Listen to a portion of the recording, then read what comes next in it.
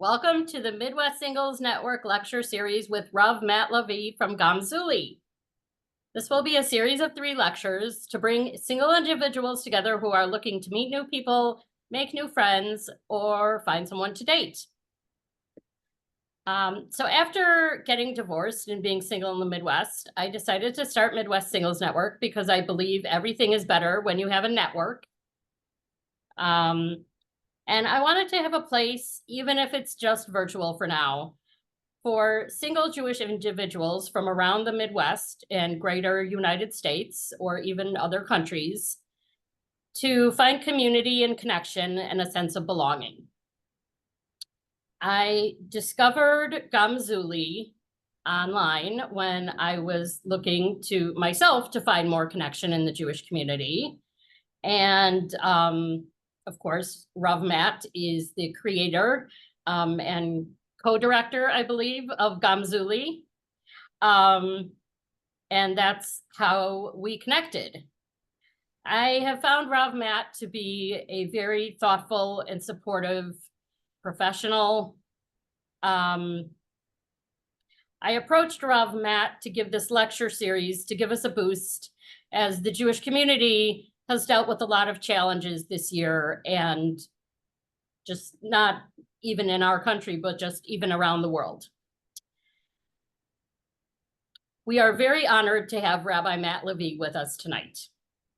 Originally from California, Rav Matt moved to Chicago at 13 years old. Woohoo! Sorry, Chicago. And later lived in New York, also woohoo, where he learned and taught at Yeshiva University and served as a rabbi of the Shank Shul in Washington Heights. 2 years ago, he made Aliyah with his family. He works very closely with the Pilsno Rebbe, spreading Torah, and of course is the co-founder of GamZuli. For further information, the Midwest Singles Network email is mwsn18@gmail.com if you want to stay in touch but don't want to get lots of emails. Not that, well, a few a year probably, but and Rav Matt, what is the GamZuli email address? I mean, you can just reach us at GamZuli.com. You go to our website, we have a contact. You can do admin at GamZuli.com. That will get to us. If you want to reach out to me personally, it's Matt at GamZuli.com. So any of those will, we'll get in touch. So You can also find Rav Matt on Facebook. Facebook, Instagram, and whatever. Yeah, I try to make myself accessible. Without further ado, here is Rav Matt Levy. All right. Well, thank you so much for joining us, everyone here. That's like over half the battle. I'll say like this. When I talk, it's always so much nicer to be able to see people's faces. So if you are comfortable and you want to at least, put your cameras on, I would appreciate that. I like to say maximum invitation, minimum obligation. So if you're not, or you're doing other things, totally get it. Okay. K Vonix, thank you. I really appreciate it. Like it's so much better to talk to people like that than just like screens, but all good, all good. If you can't do it, I totally understand. Um, okay, so let's kind of get into it a little bit, and I'm going to we'll kind of play this out here, and we'll kind of see how it goes. Whenever I talk, I like to think it's like a journey, and hopefully this can be like a very transformative, maybe even experiential journey, where hopefully we can like learn some things that we don't know, and maybe even take some tangible skills to like whatever help kind of center ourselves and maybe find ourselves. So that's the goal, as difficult as that may be. And okay, we'll take it from there. And I even just to like again, so what are some of our goals, or what are we trying to accomplish here? Well, knowing about forgiveness and self-confidence, and maybe even instilling within ourselves a certain sense of that. So first and foremost, I just want to say, just by coming here, just by being here right now, you've already like developed a certain sense of self. You've already, like, as it were, like the desire to be here in and of itself is awesome, and that should not be taken for granted. Just kind of like realizing, hey, here I am. I'm ready to be here. Like that can be very powerful. Um, okay. So every rabbi is really just a comedian who kind of failed at being a comedian and then became a rabbi. So with having said that, I have to give you like a little bit. This is not my own bit, but it's a joke. But I think the joke has some deeper meaning into it, as most rabbis will tell you. So here's the joke. Okay, fool me once. Well, that's shame on you. Fool me twice, that's shame on me. Fool me 3 times, that's shame on me twice as much. Now fool me 4 times, wait a second, that's shame on you. Because obviously I'm very easily foolable and you're just taking advantage of it. That's not really nice. Now, fool me, we just did 4 times, right? So fool me a 5th time. Now hold on. As much as foolable as I am, that's shame on me because I have to have some self responsibility at a certain point. So that's a little bit ridiculous. Now, fool me 6 times, that's actually shame on you. Why? Because I'm trying to lull you into a sense of thinking that I'm very foolable. Now, fool me 7 times, that's shame on me because you saw right by my trick. Okay, I think we're done with the fooling here and stuff like that. But what's the joke here? Or what's the point here? The point is it's like a Russian doll set. It's like there are deeper levels of the fooling and it keeps on going on. So Rebbe Nachman says that this same idea actually can relate to tshuva. Now, tshuva, let's just, what is tshuva, right? So, like, I normally do a lot of teaching. So, when I do teaching, I always be like, oh, what's tshuva? And people would say what they think tshuva is. And then we can talk about that. And that's a fun way to do things. But another way to do it is just me to tell you. So, that's what we're doing because we're lecturing here. So tshuva is often like kind of translated as repentance, which I really think comes from like the etymology of regret, which is not exactly true to the root in Hebrew. Tshuva really kind of has a sense of to return. Um, and the idea that Rabbi Nachman brings, Rabbi Nachman of Breslov, in regards to tshuva, one of his ideas of tshuva is there's actually 2 types of tshuva: tshuva rishona and tshuva shnia. What's the literally translated the first return and the second return? What is the first return? The first return is you did something bad. You did something wrong, right? Yeah, I did something that was considered a sin. Stop doing it, right? The first step is just, hey, whatever negative acts you are engaged in, stop doing that. You stop doing that, that's tshuva rishona. That's the first thing to do. All right. There's kind of like there's a psalm, we say it in the prayer service on Shabbos morning. Sur meirava ase tov. Turn from evil and do good. This tshuva, this first tshuva, is just the turning from evil. There's a sense in the Gemara where it talks about you can't purify yourself if you're still holding the thing that is making you impure. So the example in the Gemara is you go into the mikvah, the body of water, to purify yourself, but you're still holding on to the worms and the centipedes and the disgusting things that are spiritually impure. Like that doesn't really work because you're still holding on to it. So if you're doing a sin, right, you have to like, as it were, let go of that, get out of that situation. That's the first step. What's the second step? This is kind of like we're going to explain it in 2 different ways. So the second step that Rabbi Nachman says, once you've gotten out of that place of negativity, now you can really connect to God. Oh, you're trying to turn to God. You're trying to not do that negative thing. This is the second sur meirah, turn from evil, va'ase tov, and do good. When you do that good, as it were, that is the second level of tshuva, and it's a much deeper sense of tshuva. It's something that's coming from a place of not only have I left the negativity, but now I'm actively moving towards the positivity. So that's one way to look at it. Another way that you can look at this, it's tshuva on the tshuva.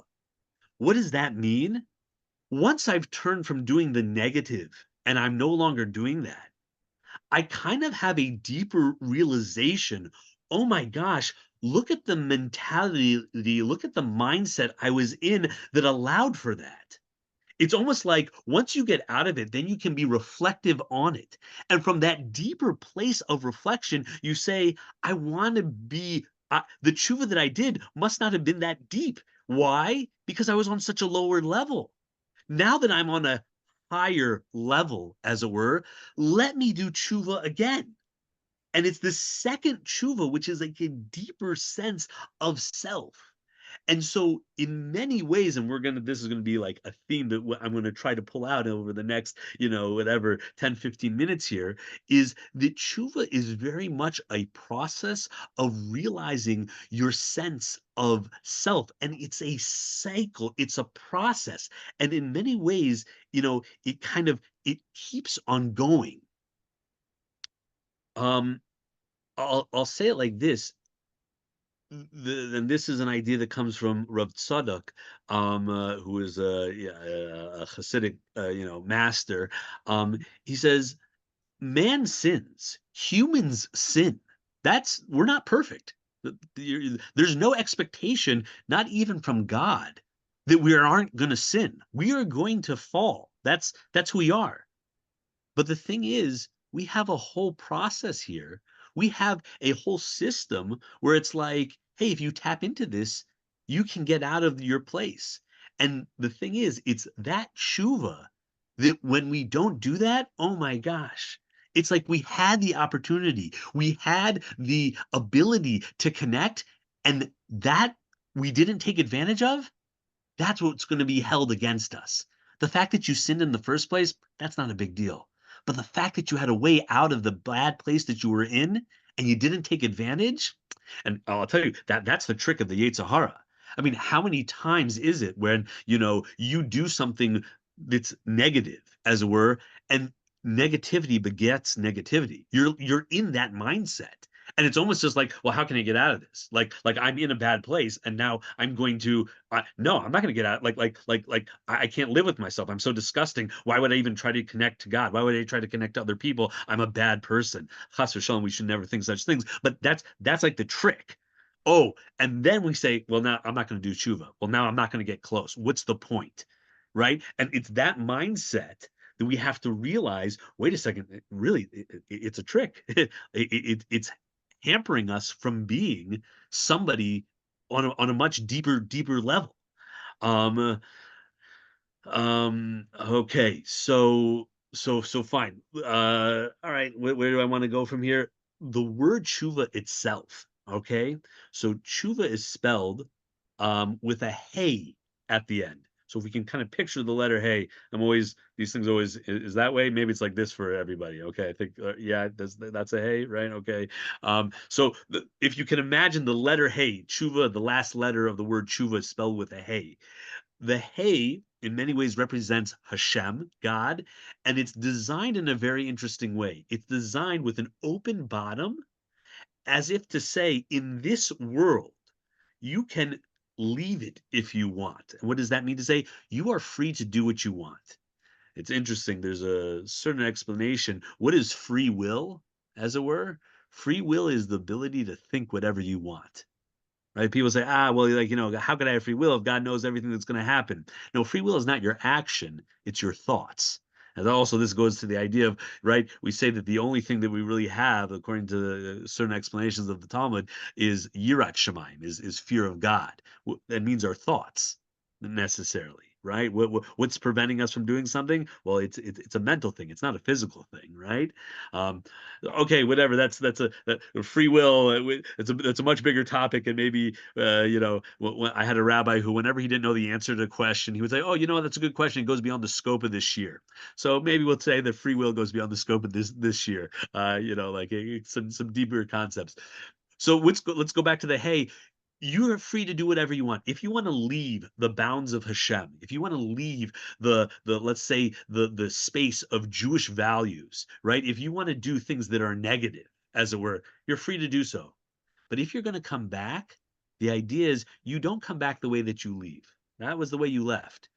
but there's room to come back. And that's why the hay at the very top, like right over here, you can kind of get back in. It's going to be a little bit harder to do it because you've fallen, but it's open. And this idea of, okay, tshuva is this process. And you know what? If I fall, okay, but you can get back up. And to that extent, tshuva is this concept of like this continuing, ongoing process, and maybe even an ongoing process of like self, as it were, like kind of like figuring out who you are, or looking at the self. There's a beautiful story. There was a Chabad Rebbe, Rav Mendel Futterfuss. Okay, was his last name, and he was raising money for Chabad, and this is like, in the, I think this was like in the I want to say like maybe like just after World War II, and he was in Russia. I think it was still the Soviet Union, and he being a Jew, unfortunately, and raising money, he was thrown in jail. And while he was in jail, he was put with the other criminals in the jail, and the criminals were not allowed anything of pleasure, anything for fun. But they snuck in a deck of cards, and they would play cards. Not Rav Mendel Futterfuss, but the inmates would play cards. Now, when the guards heard the cards being played, they would run in and they would search the guys. And each time the guards would come in and they would separate everybody, they'd pat everybody down, they'd flip out the beds. There wasn't that much, you can think of whatever a jail looked like in Soviet Russia, and there wasn't much there. They could not find the cards. The guards would leave, and then sure enough, the cards came out again, and they started playing the game. And and the guards would hear it, and so they'd run back in, and the whole thing, and this would happen over and over and over again.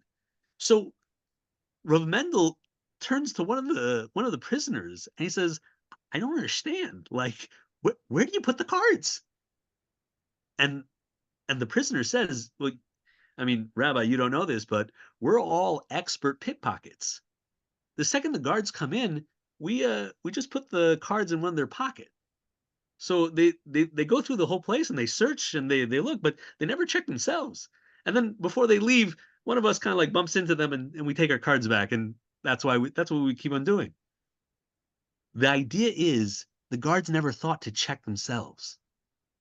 And so often when we are doing our tshuva, or when we're thinking about the negativity that may be around us that we're trying to turn away from, it's so much easier not to look at ourselves. And so if we can just have the mindset of realizing, hey, wait a second, this is an ongoing process. It doesn't stop. You can keep on going inside this process of tshuva. You can keep on returning to your sense of self. It starts to be, hey, it takes a lot of accountability to do that. That's not necessarily, I'm not saying an easy thing here, but that's one of the ideas that we can see coming in from tshuva. A similar idea, there's a story in the Gemara of Rav Elazar ben Dordaya. And this is a very interesting Gemara. This was seemingly a learned individual, and he had a strong taiva for sexual relations, inappropriate sexual relations. And the Gemara goes on to explain how he would go into these inappropriate situations over and over again until one time he had a moment of clarity, and he realized that what he was doing was wrong. And after that epiphany, he starts going around and he goes to the mountains and he says, "Will you ask forgiveness on my behalf?" And the mountains say, "What? We're the mountains. Get out of here." And he goes to the trees and he asks, will you ask forgiveness on my behalf? And they're like, "We're trees. Get out of here." And he goes to the sun and the moon and all these things until finally he realizes with his last breath, as it were, because he's so shocked at what he's done, and the situation is, well, then I guess it's all dependent on me to ask forgiveness. And with that, he dies.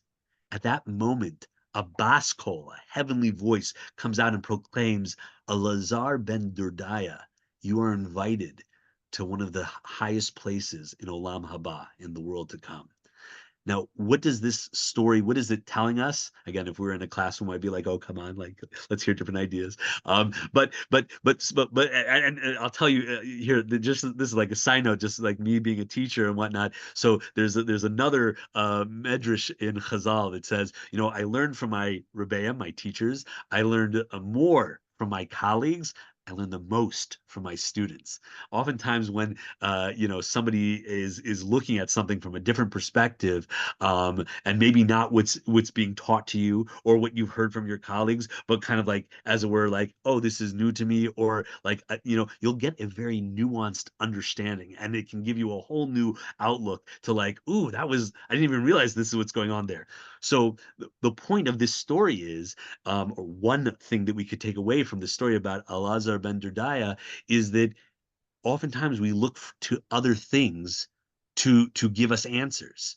Oh, will you seek forgiveness for me? Oh, it is, and it's, wait a second, the realization is, I guess I have to do it myself.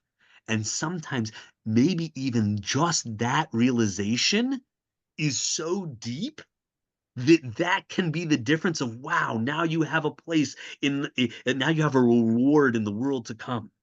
So it's this constant sense of self. Now, I want to point out to you that, and this is so beautiful, this constant sense of self is infinite.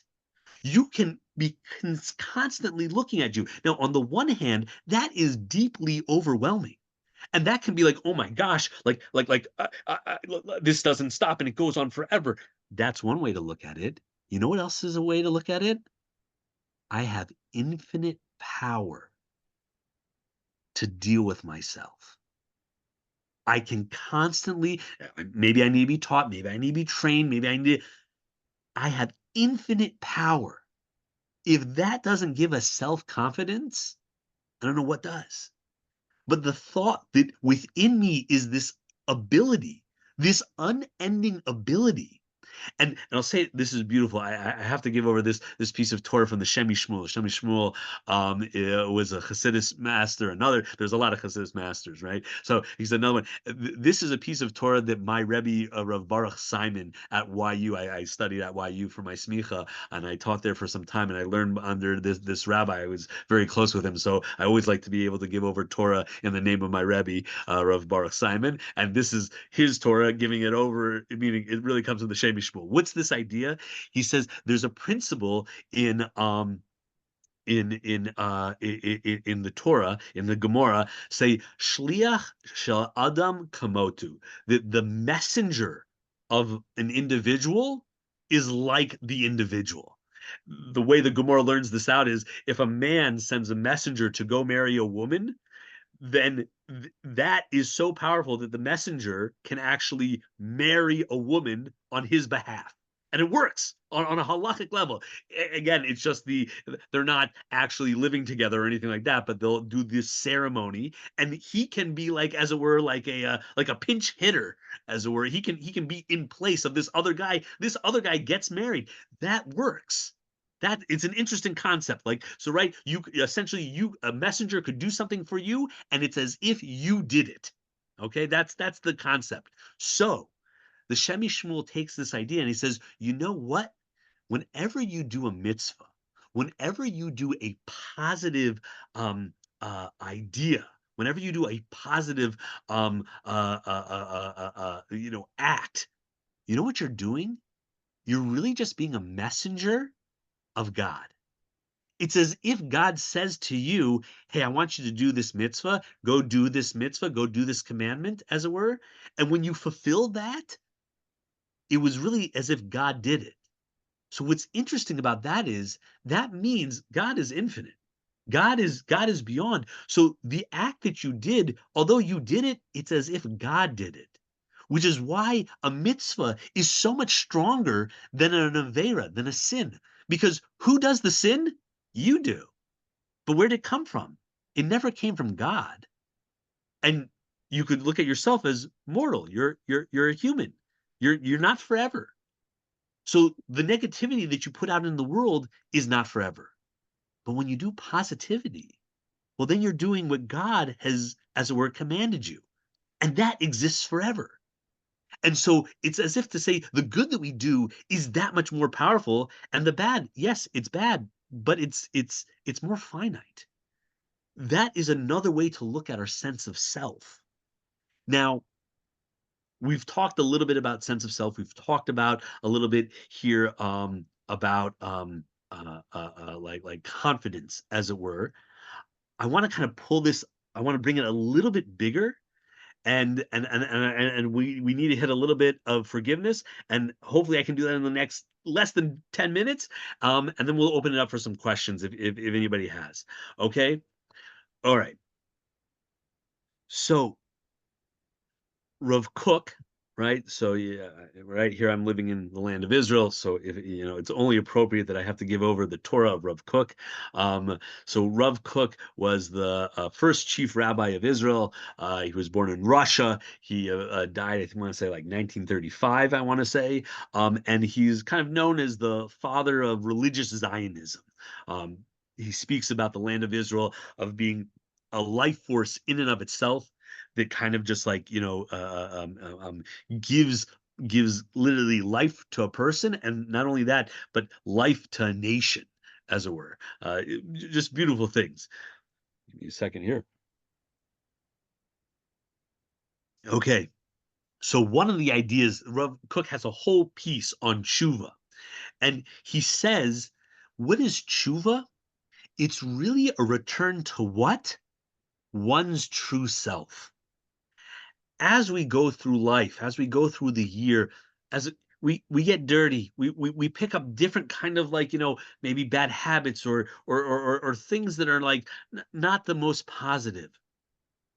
And when we do tshuva, and I'm reading to you like my translation of this, the essence of tshuva is for a person to return to himself, to the root of his soul.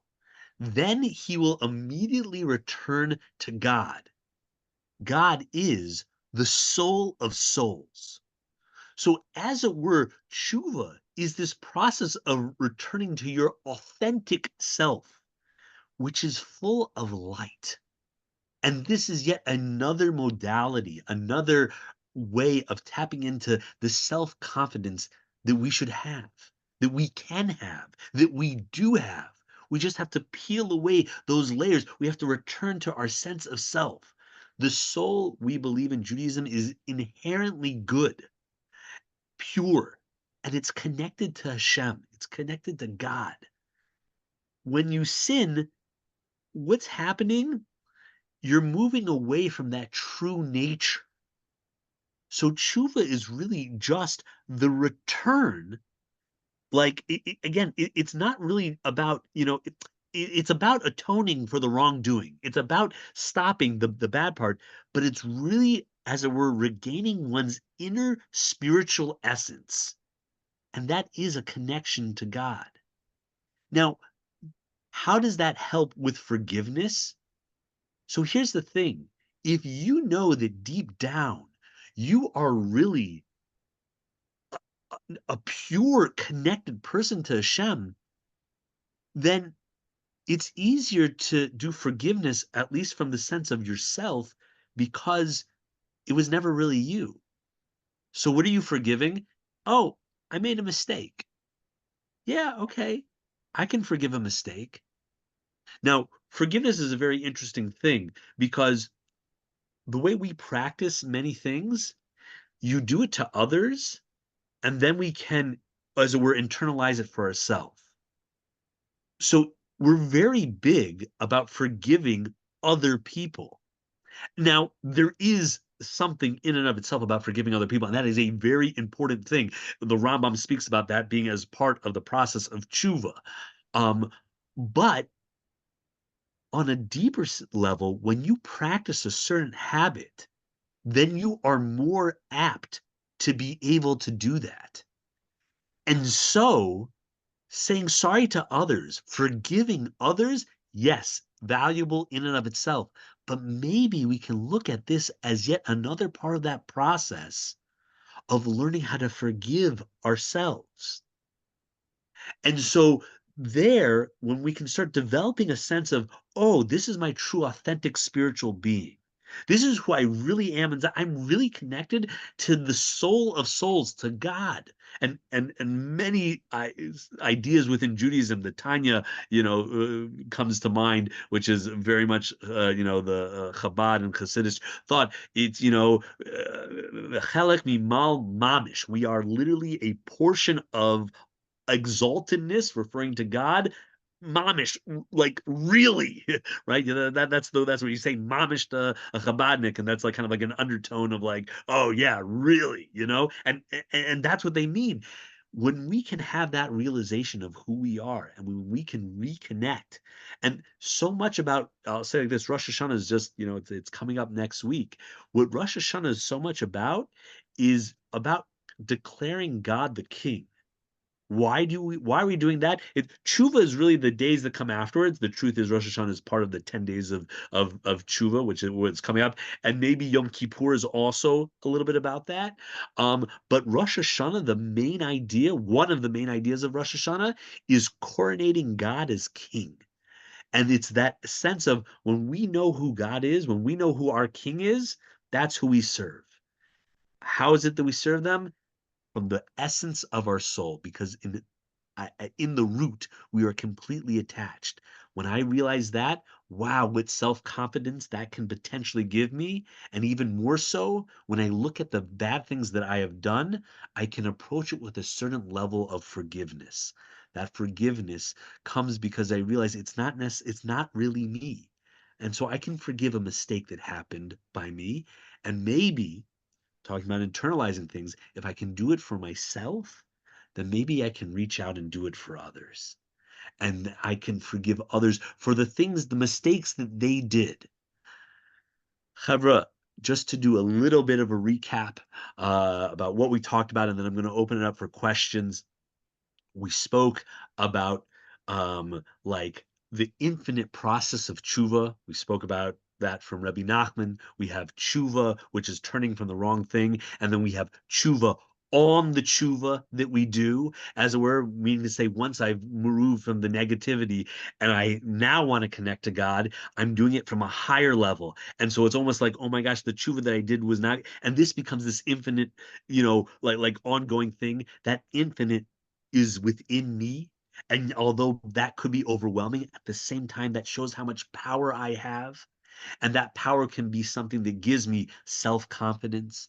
And even more so, we can say the idea from the Shemi Shmuel that every time I do a positive thing, it's really taking God and putting it into the world. So the power that it remains from that is everlasting. When I do a sin, that's something that I have done.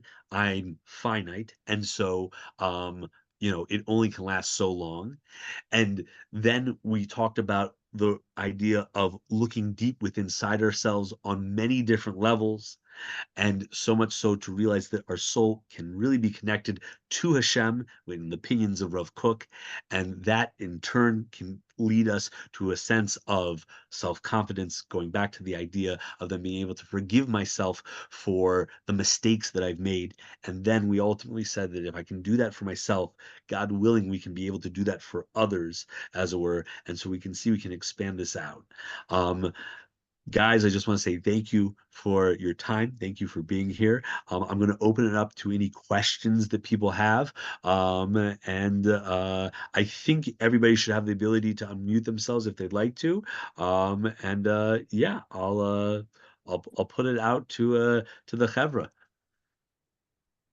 Rav Matt, there were some questions that I forwarded you from a Yes. few different people. And it looks like there's one in the chat right now. Oh, okay. Fine. Here, let's see the one in the chat. And if you don't mind, Wendy, maybe the questions that you forward me, why don't you just read them out loud so we can all hear them, and I'm happy to give it.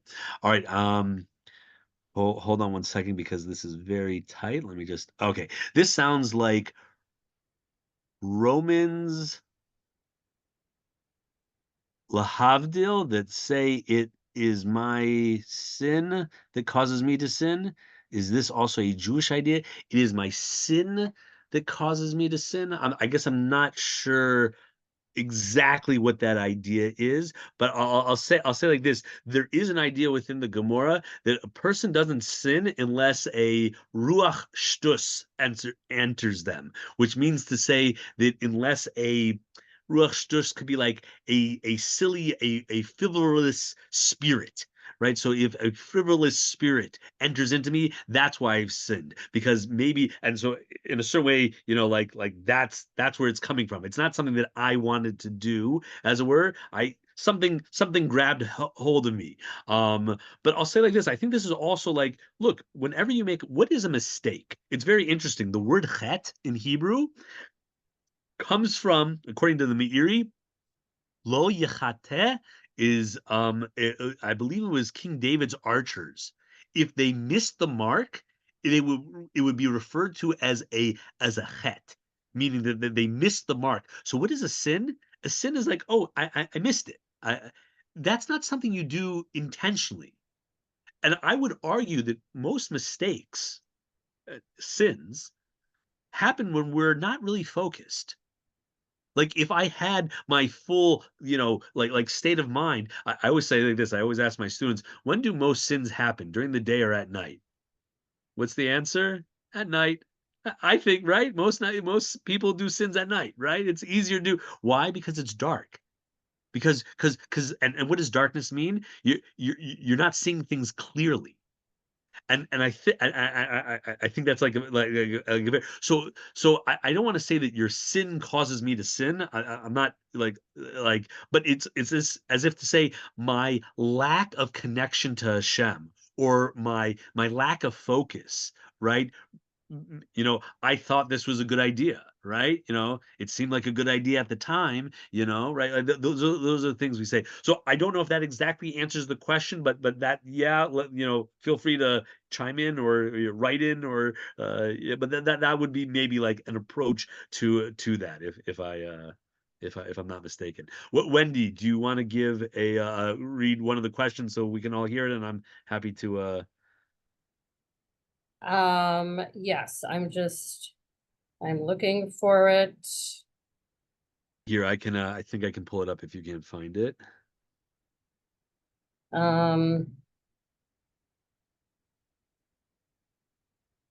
Okay, here it is. Why should we forgive when most people are seeking forgiveness, not and aren't really sorry? They just don't want God to punish them. Mechila, which is forgiveness in Hebrew, is usually a farce. Only rarely did someone truly seem remorseful when they asked my forgiveness. Ouch. Oh, yeah, I'm so sorry to hear that. Okay. Well, I will say there's an idea that we should assume that if someone's trying to do something, they're doing it for the right reason.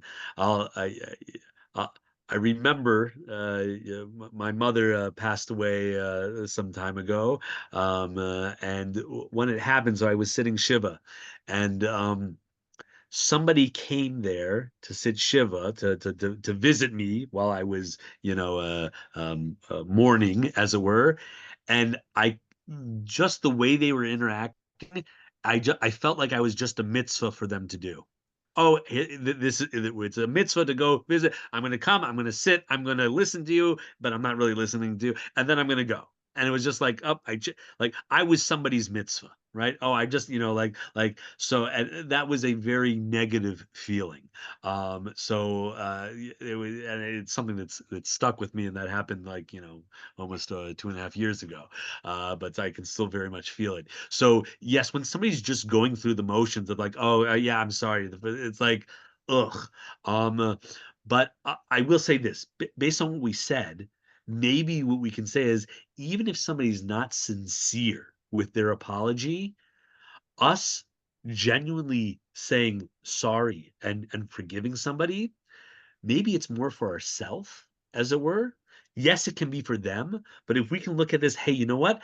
I can work on this. This is something that I can work on. And this kind of just goes back to like, oh, this person's coming and they think they're doing something for themselves. No, I'll be a little selfish. This is for me, right? I'm gonna now. What is the thing for me? I'm going to be on a high enough level that I'm going to disassociate where they're at for whatever reason they're coming, and I'm going to say, hey, I'm going to accept your apology. I'm going to forgive you because I know that I want to practice that for myself. And if I can practice doing that for somebody as bad as you, that then all the more so, you know who I can forgive? Myself. And I think, maybe based on what we said, that could be an approach. But yeah, so maybe that could be an answer. Okay, I have another question. Um, this is a time of year when many people are buzzing about the community, excited to have family time or see family that live far away. It can chip it away at our self-esteem, at our self-confidence, listening to them talk about their plans or seeing them in shul with their families. Sometimes there are invitations to meals from neighbors when you are single, but it can be very unmooring to spend the high holidays with people you don't know well. Where or what can we turn to for solace that our prayers are being heard, that somehow they will be answered, and that things will get better and we will somehow be able to feel more a part of things, a part of the Jewish community, find what we're looking for in life, and won't feel like outsiders. For sure, for sure. Great question. Um, so I'd say like this. One thing, and again, this kind of goes a little bit about to like that sense of exploring yourself. I think people have to know what situations they can put themselves in, what can be too overwhelming for them to handle. And it's very good to be able to kind of like be able to assess that, have somebody maybe to even talk it out with yourself. So just to know, hey, what kind of situations can I do? There's going to be a lot of like bandwidth question, oh my gosh, I have so much, engagement with people that I'm going to have to be doing over Rosh Hashanah, and then it's Shabbos, and it's like, how much? What's my bandwidth? How much can I take of all that's happening? And so to kind of help mediate and kind of like get a sense of self, and then to really get at the question is, look, what Jews we're the biggest optimists. Everything for l'chaim. Like whatever. We're Mashiach's gonna come. We're hoping for the best. And I'll say like this. It's a hope, right? Right, Hatikva, right? Oh, let's talk back about Israel for a second. The national anthem is called "The Hope," right? But I think that's really just kind of like a resonant of the reality that we believe prayer works. Like that's like I mean that's a whole other conversation. How does prayer work, or different, like what's the point of prayer, and great questions and stuff like that beyond the scope of this lecture. But meaning to say, like, that is a system that we tap into. We talk it out, we speak it out, we ask God of things. And I would say it's about creating that connection with God. So when I see that I don't have the things that I want, and when I see that, like, year after year, and I mean, can this year it happen, as it were? Absolutely. We have to believe that to our core. We have to hope for that, and and and we should pray for. I once asked one of my rabbis when I was in college. I said, can I pray to do well on a test? I'm like, come on, what's the big deal? Like, a test in my career, like, what is it, what is God busy with my tests for? Like, what does he care? Like, and also he's got bigger things to deal with. Like, should I really pray for that? And the response I got, I'll never forget it. I'm sharing with you now. God wants to connect to us. He wants that connection. And any way we can do it, I would say, inundate God with your requests. Give him more. Okay. How many times a day do you ask for it? Double it. Right? Double it. What's the thing online? You see these things. Take it or double it, or do you want it or double it and give it to a friend? Right? Double it. Right? One of these. Okay, it's like like they give them some. Okay, whatever. You know what I'm talking about. But so it's like prayers. Double it. Double it. Give it to give it to a friend. Double it. Whatever. The point is, do more. Try to find other ways to connect. All right. Okay, fine. Last story. Last story. Okay, then I'll let you all go. I know there's the There's rabbis one just like more to keep. question, Oh, there's one Rob. more question. Okay, okay, There's fine, fine, another fine. question. So Yes. I won't do the story. I won't do the story. But that's the answer. What's the question? How do you Uh, forgive someone when you don't want to because you think that they will take it as permission to step all over you again? Whoa. Okay. Okay. First off, yes, there will be a recording of this available. We'll put it out. So okay, fine. Okay. So look, there's a certain like calibration you need to do about like, hey, um, what are the healthy relationships that I'm in? And I'll say like this. I think a lot of times when we're taught like individual questions what's the context, what's going on, but for most of the answers that I'm giving, I'm assuming like, let's say everything's equal here. Certainly if somebody is being malicious or they're going to take, oh wow, like this is, hey look, I can do this, you're okay with it, yeah, you forgive me and stuff like that. um I think we can make a differentiation between saying, I have forgiven you for what you've done, but I'm not okay with what you're doing, right? So like you can, and I'll say like this, I always say this, people are dynamic, and being mature and growing up is really being able to hold two things at the same time. I can hate something and love something, the same thing at the same time. My kids, it's good guys and bad guys. If you did something bad, only bad guys do bad things, right? Good guys don't do bad. Once you get a little bit more mature, you realize, wait a second, maybe a good person can do something bad, and maybe a bad person can do something good. And we understand that, as it were. So certainly the dynamic changes. And yeah, so I would say, like, look, if one true real, I think if you're asking for real, like if someone's doing real tshuva, part of that is, I'm not going to do this again. So, I would never say to like make your forgiveness on condition, because I do believe that if someone's asking forgiveness, give it to them fully, as it were. But I'll say like this, don't make yourself a fool, right? Don't say, "Oh, I forgive you," so like now it's completely open, as it were. We actually talk about this, like there's a pasuk in the Torah that says that when you see your it's interesting, it's somebody who you do not like, and you see that his animal has fallen down, as it were, you're supposed to help him. So the Gemara asks, "What is this? What do you mean you don't like him? Like why would you like somebody, right?" And the answer that's given is, you saw this person do a crime, but you were the only one. And in Judaism, you need to have two people, depending on what the crime is, but you need to have two witnesses for it to be considered like official. But you were the only witness. So he never had to pay the time for the crime, as it were. So, but you don't like him. I think that can be a fair status for one to have. I can forgive you. That doesn't mean I'm going to spend time with you. And matter of fact, it might be like, yeah, we're good. You stay over there and I'm staying over here. So I think being able to know what your boundaries are and being able to very much clearly like show them, and so the forgiveness should be complete, but it should be with enough strength that it's like, hey, this is what I'm okay with. I forgive you for what you did, but I am not okay with you doing this.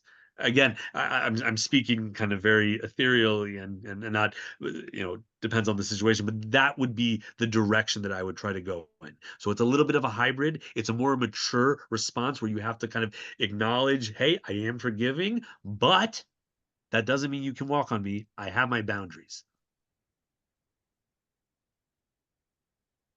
Do you want to do one more question, Rav Matt, or If there's another question, yeah, I'm happy to. Maybe one more question, and then we'll okay. call it. If I'm too upset, depressed, triggered, or feel too out of place going to synagogue by myself and don't have a friend to go with, what can I do? Okay, so I would say it depends who's asking the question, and what do I mean by that? I'm a rabbi, okay? All right, full disclosure, I'm a rabbi. Look, on Rosh Hashanah, one of the main mitzvot is hearing the blowing of the shofar. So I would always encourage people, whatever their mental state that they are in, at least you should hear the shofar being blown. And maybe that means to say, Rabbi, I don't want to go to the synagogue to do it. I know that there's going to be another shofar blowing being done later. Okay, go for that.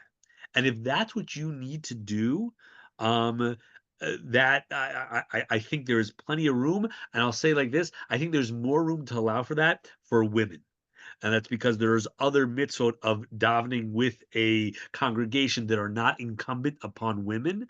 And so if somebody is so overwhelmed by the environment and it's just too,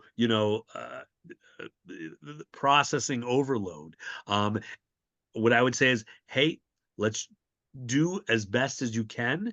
If praying by yourself is what you got to do, fair enough. I would say your mental health takes precedence over a lot. Everything, like I'm always encouraging of people pushing themselves, but you have to know your limits, like I just said. And so, meaning to say, what can I do, as it were? What can I try? Um, and certainly, I would say with Rosh Hashanah, the main mitzvah is hearing the blowing of the shofar. And so, I would and again, if you can't do it in the shul throughout the process of our, we do it after we read the Torah and then throughout Musaf, at the end of Musaf, depending on how it's set up. Though those are the key parts of hearing it. For a woman, she needs to hear at least 30 blasts. For a man, the requirement is 100 blasts, which is done throughout the process of davening. But that would be kind of like my general approach. Let's do a little triage and see what things can we do. But I definitely think it's okay to cut down if we find that it's going to be so overwhelming. Rosh Hashanah has a certain level of overwhelmingness.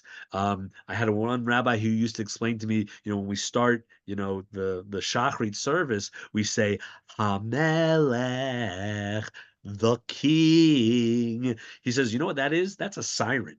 That means you're driving on the street and all of a sudden someone shouts out "Pops!" Right? And oh my gosh, gotta be careful, gotta drive carefully, right? Somebody just shout out "King!" Like, oh my gosh, the king's here. So I think you need to calibrate yourself. What is the overwhelmingness coming from? Is it coming from the day itself?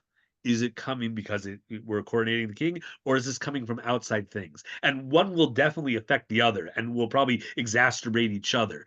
But as much as you can compartmentalize that and realize where you're at, I think that would help you engage whomever, with the mitzvot of the day, the commandments of the day. And like I said, the most important thing is hearing the blowing of the shofar. So yeah, at least try to do that. It's great to do it in the synagogue with everybody. If that can't be done, then hearing it privately or in another place, as long as you can do that, I would encourage that. As far as the other prayers, it's always good to be able to do that. But if it's too overwhelming, I think there's room to allow for it. I would say speak to your local Orthodox rabbi, or if you like, you can speak with me individually, and you can kind of like, like we can kind of talk that out a little bit more. So, um, yeah, okay.